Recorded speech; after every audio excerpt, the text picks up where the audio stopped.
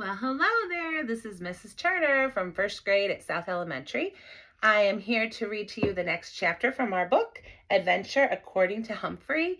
And I hope that you're enjoying the beginning of our One School, One Book program. And I also hope you're really taking good care of all those moms and grandmas and all the people who are always taking such good care of you this Mother's Day weekend, treating them extra special, helping out around the house, giving them extra hugs. I also hope that you're spending a little bit of time reading. This chapter, A Golden Moment, talks about a mural. And a mural is a big piece of artwork that people will sometimes draw on a wall. And I am coming to you, I'm going to read to you from my girls' room. Lydia and Elizabeth, they wanted a pink princess room a few years ago, and so I painted a big castle on their wall, and so I kind of thought it would be fun to sit in front of my artwork and read to you. This is called A Golden Moment. Okay, here we go. Later, Gail's best friend Heidi came over, and the two girls went outside to jump rope. Even in the house, I could hear them chanting, Teddy bear, turn around. Teddy bear, touch the ground. Teddy bear, touch your shoe. Teddy bear, that will do. Gail was giggling again, which made me feel good, good, good. Then I heard Mrs. Morgenstern go outside. Gail, maybe Heidi can help you decide how to decorate your room, she said. The giggling stopped. Later, Mom, Gail answered. Well, that sounds like fun, Heidi said. Paint it pink, pink with purple curtains and bedspread. Heidi always had very definite ideas. I don't like pink, said Gail. I like it the way it is. Well, we'll talk about it later, Mrs. Morgenstern told them. Just think about a mural. Soon the girls were jumping rope again. I hopped on my wheel and I started spinning. Spinning always helps me think. I could tell that Gail was unhappy about changing her room. I hate to see my friends feeling unhappy, so I needed to come up with a plan. On the one paw, Gail didn't like change. And on the other paw, her mom wanted to encourage Gail to try something new. So far, neither of them wanted to give in. I don't know much about decorating girls' rooms. Personally, I like to be surrounded by soft bedding and tree branches with my wheel and my sleeping hut nearby, but I didn't think Mrs. Morgenstern would go for that. And I didn't see anything wrong with Gail's room. Still, I'd been happy when Mr. Brisbane took the cage I liked and added all kinds of fun things. Maybe Gail would be happy with some changes in her room, too. As I whirled and I twirled in my wheel, I stared at the paint samples lying on Gail's bed. Maybe there was something Gail would like if she'd only look at them. The sounds of Heidi and Gail jumping rope drifted in through the open window. Mabel, Mabel, set the table, just as fast as you are able. Don't forget the salt, vinegar, mustard, and hot pepper.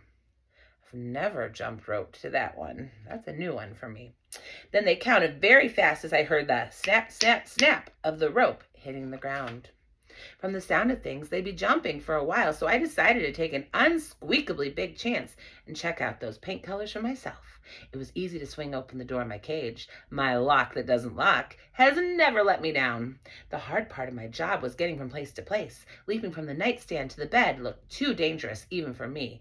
I'm adventurous, but I like to be safe. I also needed to get to the samples and back to my cage as fast as possible in case someone decided to check up on me. While I was thinking how hard it is for a very small hamster to get around in a human-sized world, I noticed the electrical cord leading from a lamp on the nightstand to, well, I couldn't see exactly where, but it was probably plugged in behind the bed.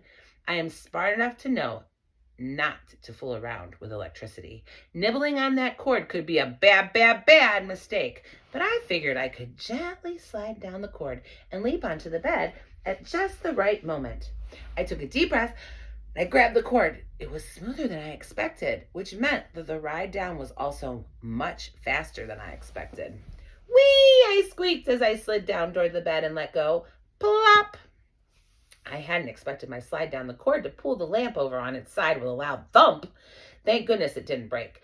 I also hadn't planned to land right on the stack of paint samples, but it was lucky that I did because they all spread out like a beautiful rainbow before me. I never knew there were so many colors, but where to start? I pulled out the sky blue, which was a nice color. The clouds and the sun and the trees all looked pretty against the sky. Grass green was nice too. Flowers looked great, great, great against a green backdrop. I wasn't too fond of pink, and neither was Gail. Oh dear, I wasn't making much progress. Here's another new jump rope song. Engine, engine number 9, coming down Chicago line. If the train jumps off the track, do you want your money back? At least Gail and Heidi were still busy. I pulled out the next sample, which was a golden brownish tan. Golden! I held my paw against it, and the paint exactly matched my golden fur. My fur was a beautiful color. Everybody said so. I pulled the sample away from the others so it stood alone right in the middle of the bed. Just then I heard thundering footsteps and a familiar, "Hi, Humphrey!" Simon was coming, and there was no way to get back to the cage before he arrived. I dived under Gail's pillow and I crossed my paws, hoping he wouldn't find me there. It was dark and scary and awfully stuffy under that pillow. I could hear Simon's muffled voice say, "Want to ride in your hamster ball? Humphrey! Hey, Humphrey! Oh no, Humphrey!" Simon must have noticed I wasn't in my cage. Next, I heard the distant sound of footsteps leaving the room. Gasping for air, I crawled out from under the pillow and was scurried across the bedspread. Oh joy, this was my lucky day. The lamp was still lying on its side with the shade of on the bed and the base on the nightstand, forming a perfect bridge. I pulled myself up on the shade, scampered across the lamp, and gently dropped down on the nightstand. I made sure to close the cage door behind me before taking a dive under the bedding. "He's gone, Mom! He's not in his cage!" Simon shouted as he dragged his mother into Gail's room. I could hear Gail and Heidi coming up behind them, making worried noises about me. "Calm down, everybody," Mrs. Morgenstern said. "Let's check out his cage." Just as they were approaching, I crawled out from under my bedding, trying to look a little sleepy. "See, Mom, he's gone! He's really gone!" Simon exclaimed. I yawned, making sure to let out a little squeak. "There he is, honey," I heard Mrs. Morgenstern say. "He was just hiding." Simon shook his head. "No, Mom, he was gone." Mrs. Morgenstern noticed the lamp and picked it up. "I suppose Humphrey also knocked over the lamp. Is that right, Simon?" Simon looked truly puzzled. "I don't know. It wasn't me." I felt a little guilty about tricking Simon, but a hamster's got to do what a hamster's got to do. Mrs. Morgenstern set the lamp back in place. "At least it's not broken." She smiled and turned toward Heidi and Gail. "Let's look at those paint colors now," she said. "Then we can head down to the paint store." Gail sighed. "Oh, Mom." "How cool," said Heidi, walking toward the bed. "Look at all these great colors." "But I like blue and white." Gail suddenly stopped and stared. "Oh, but I like that." I had to strain to see Gail walk in the middle of her bed and pick up one of the paint samples. "It's golden," she said. "Yep," I agreed. It just slipped out because I was thrilled to see Gail smile. "It's golden like Humphrey," she added. "It is pretty," said Heidi. "Almost as pretty as pink." "Fabulous," said Mrs. Morgenstern. "I never would have thought of a gold, but it's brilliant. We could paint a hamster mural on the wall." "Not a mural, Mom." Gail sounded very definite. Mrs. Morgenstern sighed. "Oh, well, how about a picture of Humphrey?" "My picture of Humphrey?" Gail asked. Gail's mom smiled and nodded. "Your picture." "Yay, Humphrey!" Simon shrieked. "Great idea," I agreed. When I squeaked, Gail giggled. That was a wonderful sound. "Let's do it," she said. I was feeling pretty proud of myself.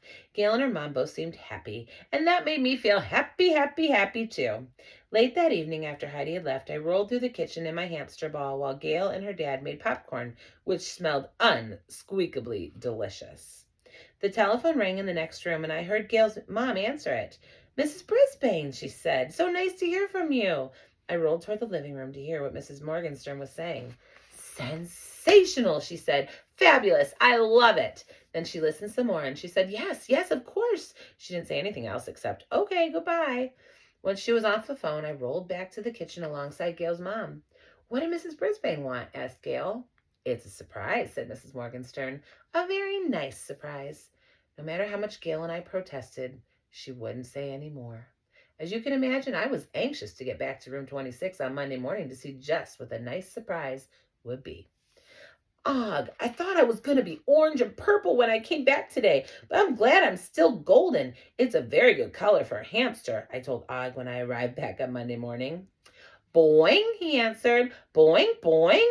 "Of course, green is the best color for a frog," I quickly added. I didn't want to hurt my friend's feelings.